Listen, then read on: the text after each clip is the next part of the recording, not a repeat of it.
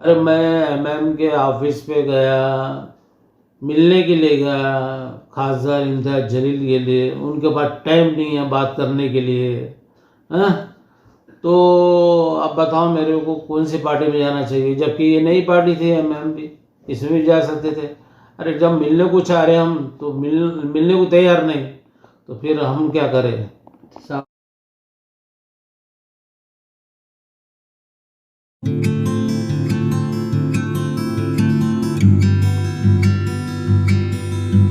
कारण में जो तो उर्दू अखबार चलाते हैं, आप उसके संपादक हैं, और आपने जो नक्की पार्टी लॉन्च किया है अभी महाराष्ट्र में, तो क्या कहेंगे इससे? आप जो है तो कोई सियासी पार्टी की दामन भी थाम सकते थे, क्या कहेंगे इस बारे में? नहीं, अगर कोई पार्टी हमारे से युति करना चाहती है और कुछ समझौता करना चाहती है, हम जैसा कहे हर कास्ट के लोगों को टिकट देना चाहिए, जो कास्ट के लोगों को टिकट नहीं मिलता है तो उससे वो हिसाब से हम उनसे से युति करेंगे, अगर कोई भी पार्टी आती है तो। अगर प्रकाश अम्बेडकर हमसे चाहते हैं युति करने के लिए तो हम तैयार हैं। जो भी अदर्स जो भी पार्टी रहेंगी महाराष्ट्र के अंदर उनसे युति करने के लिए तैयार हैं। तो जैसा कि आप यूटी की बात कर रहे हैं, तो अभी तो आपकी पार्टी की लॉन्चिंग है, तो आप खुद कह रहे हैं कि आपको उनके पास जाना पड़ेगा, या फिर प्रकाश अम्बेडकर जैसा आप कह रहे हैं कि उन्होंने हमसे जो था संपर्क करना? हाँ, तो अभी तो आपके एमएलए एमपी ने, नगर सेवक ने, ग्रामीण ने कोई ऐसा कुछ भी नहीं? तो अभी ग्रामीण जो वैसा देखा जाए तो कोई भी पार्टी के अभी कोई भी नहीं है इसके बाद जो फ्रंट बनाना चाह रहे लोग, तीसरी आघाड़ी बनाना चाह रहे, उनके कौन से ऐसे कुछ ऐसा है ही नहीं कोई। हाँ, तो अभी तो नई पार्टी है और 288 सीट है, हम खुद लड़ाना चाह रहे। जो इच्छुक उम्मीदवार रहते हैं जिनको पार्टी 25-25 साल 33 साल होने के बाद भी उनको टिकट नहीं मिलता है, तो उनमें तो एक उमंग रहती है ना, जज्बा रहता है ना पॉलिटिशियन का, वो तो चाहते ना काम करना लोगों को। ऐसे नए लोग आएंगे हमारे पास, संपर्क करेंगे हमारे से, और चालू भी है संपर्क करना लोगों के, फोन आना चालू हमारे को। ऐसा नहीं मराठवाड़े से आ रहे हैं, पश्चिम महाराष्ट्र से आ रहे हैं, परसों जिस दिन से हमने पत्रकार परिषद ली उस दिन से शुरू हो गए लोगों के फोन, साहब हमको मिलेगा का टिकट, बेशक हम देंगे, देने को तैयार है हम, कोई शर्त नहीं हमारी।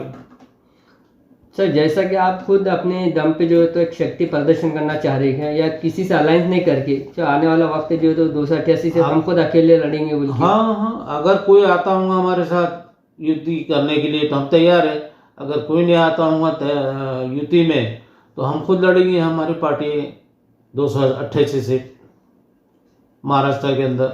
अच्छा, सियासत में एक बात कही जाती है कि सियासत में कोई दोस्त भी नहीं रहता, कोई दुश्मन भी नहीं रहता। हाँ, अगर प्रकाश अम्बेडकर साहब आपसे राब्ता करे, हाँ, या कोई छोटी मोटी पार्टियां आपसे राब्ता करे हाँ, कि एक मुस्लिम पार्टी है या एमआईएम बोल लो थोड़ी देर के लिए, हाँ जी, तो आप उनसे अलायंस करेंगे? एमआईएम भी है। क्यों नहीं करेंगे, क्यों नहीं करेंगे, अलायंस तो करेंगे ना। अलायंस करने से ही जोड़ बनता है, ताकत बनती है। और नई अलायंस जो पुरानी पार्टियां हैं जैसे कि शिवसेना है, कांग्रेस है, बीजेपी है, तो इनसे अलायंस तो हम नहीं कर सकते। तो आपके दिमाग में ऐसा कोई है कि कोई हम एक तिगाड़ी सरकार बना सकते, जैसा कि शिंदे गुट है, अजित पवार है, बीजेपी, तीनों है? शिंदे गुट तो खुद धोखा दे के शिंदे गुट खड़ा हुआ है। हाँ, क्योंकि वैसे धोखेबाज के साथ हम युति नहीं कर सकते। मान लो अगर आपको कॉल अगर आ जाता है कि खलील साहब जो तो हम आपसे नक्की पार्टी से जो तो अलायंस करने के वास्ते तैयार है, हाँ, तो नहीं, हम उसको वेलकम नहीं करेंगे, क्योंकि जो हमारे हुजूर के बारे में और शांतता भंग करने के जो पार्टियां रहेंगी उससे हम कभी युति नहीं करेंगे। कामन आदमी का किसी का दिल दुखना नहीं चाहिए, और सबको ऐसा इंसाफ मिले जैसा किसी के धर्म को आवाज़ उठाने वाला आदमी नहीं होना चाहिए। हाँ, धर्म के लिए कोई किसी को बुरा बोलने वाला आदमी नहीं चाहिए, ऐसी पार्टी से हम युति नहीं कर सकते हम। अच्छा सर, जैसा कि आपका एक नाम है, दबदबा है, आप बहुत बड़े संपादक भी है, कई साल आपके जो है तो सहाफत में रिपोर्टिंग में गए हुए जी, तो चाहे तो आपकी ये खुद की पार्टी नहीं बनाते हुए आप जो है तो खुद के जो है तो एमआईएम से हाथ मिला सकते थे कि हमको बड़ी पद दो महाराष्ट्र लेवल पे, या फिर हमको जो शिंदे गुट में दो, या फिर अजित पवार में दो, बीजेपी में कोई भी आपको तो वेलकम करते थे, तो आपने ऐसा क्या विचार करे कि मुझे तो खुद की पार्टी बनाना है या फिर पार्टी के साथ चलना है? नहीं नहीं नहीं, कि इसमें क्योंकि एमआईएम में भी एक इत्तेहाद का एक लफ्ज है, इत्तेहाद। नहीं नहीं, अभी आपको बोलूँगा तो आपको ये लगेगा कि अरे मैं एमएम के ऑफिस पे गया, मिलने के लिए गया खासदार इम्तियाज जलील के लिए, उनके पास टाइम नहीं है बात करने के लिए, हाँ। तो अब बताओ मेरे को कौन सी पार्टी में जाना चाहिए, जबकि ये नई पार्टी थी एमएम भी, इसमें भी जा सकते थे। अरे जब मिलने को चाह रहे हम तो मिलने को तैयार नहीं, तो फिर हम क्या करें। साहब आप तो औरंगाबाद शहर की बहुत बड़ी शख्सियत है। सही है, अब किसी को भी हर पार्टी को ईगो आ सकता है। आपको मिलने का वास्ते टाइम लगता है या फोन लगते हैं, जबकि हाँ। आपको उनके पास जाने का आप टाइम नहीं है आपके पास। उनके पास टाइम उन्होंने नहीं है। तो आप कितने बार गए ऐसा कुछ? मैं ऐसा 2 बार गया, मैं पूछा भी है मैं, तो उनके आदमी ने बताया कि साहब यहाँ नहीं है, दिल्ली में है। जब फिर साहब खुद दिल्ली में नहीं, औरंगाबाद में रहते हुए सोते हुए पड़े हुए थे। बाद में 4 बजे उठाए उन्होंने फ़ोन, तो उन्होंने बोले कि भाई मानो वाला मुझे मिलना है आपसे। तो ठीक है, अभी तो मैं बहुत बिजी हूँ, बाद में कभी मिलेंगे।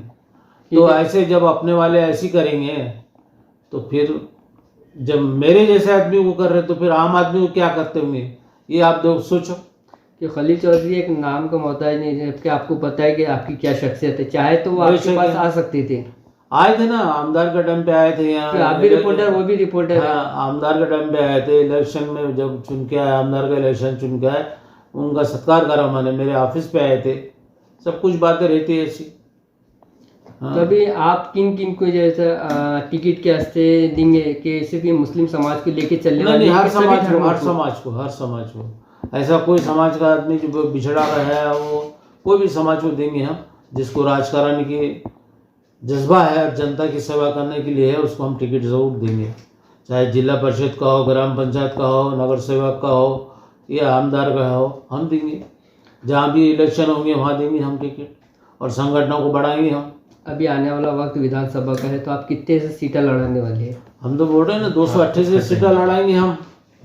जो हमको जितने भी मिलेंगे, उम्मीदवार पे मिलने पे डिपेंड रहता है ना कोई भी चीज़। अगर कभी हमारे को 100 जने मिलते हैं तो 100 सीट लड़ाएंगे हम। जैसे कि साहब आप महाराष्ट्र के उपाध्यक्ष हैं, तो आप खुद लड़ेंगे नक्की पार्टी से? नहीं नहीं, मैं लड़ने वाला नहीं। मैं अध्यक्ष है ना, उपाध्यक्ष का है, मैं अध्यक्ष हूँ। उपाध्यक्ष, हाँ, अध्यक्ष मैं है। अब लड़ाऊंगा मैं। अच्छा, तो आपके आने वाले वक्त में अगर आपसे कोई अगर कांटेक्ट करना चाहे कि साहब हमको जो है टिकट दीजिए महाराष्ट्र लेवल पे, तो हाँ। आपका फ़ोन नंबर बता दीजिए। मेरा नंबर है, देखिए 9823056887। ठीक। और एक दूसरा नंबर है मेरा 9371717571। ठीक। हम्म। सर मेरा एक आपसे सवाल है, जैसा कि 1988 में जो है तो मुस्लिम लीग के 3 कैंडिडेट थे, जब डिप्टी मेयर बन सकता तो फिर एमआईएम के 29 से 26 थे, तो उनका क्यों नहीं मेयर बना? ये अपोजिशन में क्यों रहे? कौन रहे? एमआईएम वाले। एमएम वाले ने कुछ तड़जोड़ हो होगा, उनका बातचीत हो होंगी करके, इसलिए इन्होंने बोले होंगे ठीक है महापुर तुम्हारा, हम विरोध में रह सकते हैं, विरोधी में हम बैठ सकते हैं, हम विपक्ष में बैठना चाहते हैं, हम हमारा महापुर ने बनाना चाहते हैं हम, ऐसा हो होगा। नहीं, जबकि मुस्लिम लीग से 3 नगर सेवक थे 88 में, तो हाँ। उनका मेयर बन सकता है डिप्टी मेयर, हाँ। इनका क्यों नहीं बन सकता? तो ये बता रहा हूँ मैं, इन्होंने कुछ सेटलमेंट करे होंगे करके, तुमको महापुर नहीं देते हम, तुमको उप महापुर नहीं चाहिए, तुमको क्या चाहिए, तो कुछ भी दिए होंगे तो खामोश बैठे होंगे, वरना क्यों नहीं बन सकते थे। जब तकी हसन डिप्टी मेयर बने, 3 जने थे वो, तो किसने बनाया था? जब विलासराव देशमुख यहाँ आकर गढ़ में बैठे हुए थे और उन्होंने शांताराम काड़े को महापुर बनाए, और एक मुसलमान को, मुस्लिम लीग का 3 ही थे ये, तो तकी हसन को डिप्टी मेयर बनाए। तो यहाँ सोचने वाली बात है ना पब्लिक को कि भाई 26 आने के बाद में इनका क्यों नहीं बन रहा। तो ये जनता ने सोचना चाहिए कि ये कितना फेवर में पब्लिक के है, ये अपने फेवर में है ये। अगर 26 होने के बाद में ये लोग क्यों नहीं बनना चाहते थे? हा? अच्छा, दूसरा सवाल है, आपके जो विकास के जो मुद्दे हैं कौन कौन से हैं? हमारे विकास के मुद्दे ये है कि पब्लिक को हर रोज़ाना हर चीज़ सस्ती मिलना चाहिए, शेतकरी का माल अच्छे भाव में बिकना चाहिए। शेतकरी को ऐसा फेंक दिया गया है कि जैसा उसने मेहनत करना और प्राइवेटाइजेशन वालों को दे देना।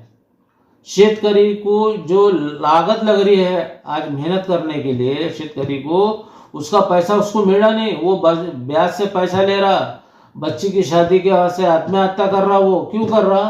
क्योंकि उसके माल का तुम रेट नहीं देना चाह रहे। उसका रेट फिक्स करो ना।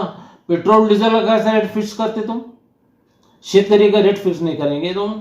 जबकि शेतकरी जो है तो हिंदुस्तान की रीढ़ की हड्डी माना जाता है। बेशक है, तो वो उसका फिक्स करो ना। अब जितनी भी पार्टियां हैं सेंटर में तो उन्होंने आवाज क्यों नहीं उठाती है बात में? सर ऐसे भी कहा जाता है नेशनल मीडिया के माध्यम से कि बड़े बड़े जो उद्योगपति है, बिजनेसमैन, उनके जो है तो कर्ज माफ हो जाते हैं, लेकिन इनको जो तो इंसाफ नहीं मिलता शेतकरी को। शेतकरी को क्या कामन आदमी को नहीं मिलता? हाँ, कामन आदमी ने कभी 2,000 रुपये उठाया, कभी उन्होंने 5,000 रुपये उठाया, तो उसके ब्याज के साथ उसको वसूली किया जाता है। तो उद्योगपतियों से इनको फंड आता करके इसलिए उनको उद्योगपतियों को सब्सिडी माफ, हर चीज़ माफ। इनको दे ना सब्सिडी, शेतकरी को दो ना सब्सिडी। शेतकरी को तो सब्सिडी मिल रही नहीं ना। आज भाव देखो, यूरिया का भाव देखो, हर चीज़ का भाव देखो, शेतकरी लॉस में जा रहा है आजकल। हाँ, और जो उद्योगपति है, प्राइवेटाइजेशन वाले हैं, वो इनकम कर रहे हैं। माल सस्ते में लेने का है, महंगे में बेचने का है, इस पर कुछ कंट्रोल ही नहीं है ना। शेतकरी को तो क्या, जिस दिन माल ज़्यादा आ गया, मंडी के अंदर माल ज़्यादा आ गया, तो उस दिन रेट गिरा देते ये लोग। तो शेतकरी परेशान हुआ था, क्या करना, तोड़ के तो लेके दे दो। न तो टमाटे रहे तो टमाटे फेंक के चल जाते, मिर्ची फेंक के चल जाते, कोतमीर फेंक के चल जाते। शेतकरी क्या करेगा? आत्महत्या नहीं करेगा तो और क्या करेगा? उसके साथ तो नाइंसाफी छुरी है, जबकि उसके साथ इंसाफी होना चाहिए था। सर जैसा कि एक हिंदुस्तान का बहुत बड़ा घोटाला या स्कैम कहा जाता है इलेक्ट्रल बॉन्ड, क्या कहेंगे इसके ऊपर? वो तो है ना, घोटाला है ना। अगर वो घोटाला क्यों है करके तो बम हुई ना। अब उसको कौन जांच करेगा? उसकी सीबीआई उनके पास ही है, हर चीज़ उनके पास ही है। सुप्रीम कोर्ट उनके है, तो फिर किसको करेगा? जो आवाज़ उठाएगा उसको उठा के अंदर डाल देंगे। सब डरे हुए हैं इस वक्त आजकल ईडी के और सीबीआई की वजह से। सर जैसा कि लोगों के ऊपर जुल्म अत्याचार होते हैं, महंगाई से, परेशानी से, तो आप जो आपकी पार्टी है नक्की एकता पार्टी, तो उनके लिए रास्तों पे उतरेंगे, डिवीजनल कमिश्नर से मिलेंगे, कलेक्टर से बात करेंगे? हम सभी से बात करेंगे। हम जब भी कुछ आता है तो हमने अभी ये महाराज के बारे में भी हमने निवेदन दिया पहले ही आज, और आज तुमको बोल रहे हैं हमने दे के बैठे थे। हमने कोई इलेक्ट्रॉनिक मीडिया को बुलाया नहीं, ना पत्रकार को बोले नहीं, कि प्रिंट मीडिया में बोले नहीं कि हमने यहाँ निवेदन दिए, इनके अगेंस्ट दिए महाराज के। कुछ चीज़ें ऐसी भी होती है कि सिर्फ शो मैच का नहीं रहता। चलिए।